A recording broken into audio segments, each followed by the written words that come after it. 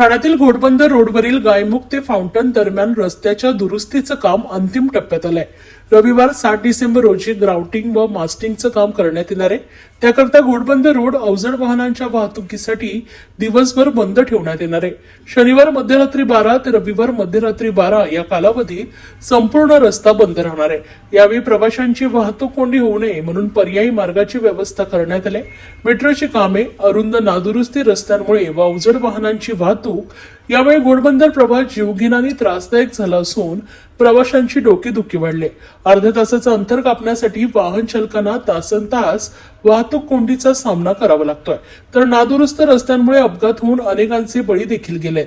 मात्र अपघातांचं प्रमाण नियंत्रणात आणण्यासाठी तसेच वाहतूक कोंडी फोडण्यासाठी प्रशासनाकडून विविध उपाययोजना केल्या जात आहेत। त्यात गायमुख ते फाउंटन हॉटेलपर्यंतच्या रस्त्याच्या दुरुस्तीचं काम युद्ध पातळीवर सुरू आहे। हे काम आता शेवटच्या टप्प्यात आलं असून रस्त्याचे ग्राउंडिंग व मास्टिंगचं काम रविवारी पूर्ण करण्यात येणार आहे। त्या कामासाठी 24 तासांचा बंद ठेवण्यात आलाय।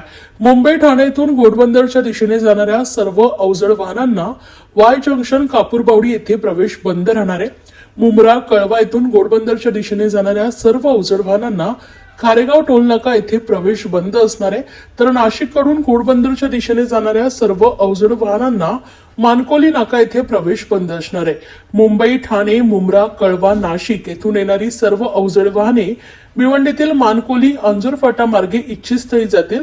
ठाणे येथून घोडबंदरच्या दिशेने जाणाऱ्या हलक्या वाहनांना गायमुख चौकापासून फाउंटन हॉटेलपर्यंत विरुद्ध दिशेने प्रवास करण्याची व्यवस्था करण्यात आली आहे।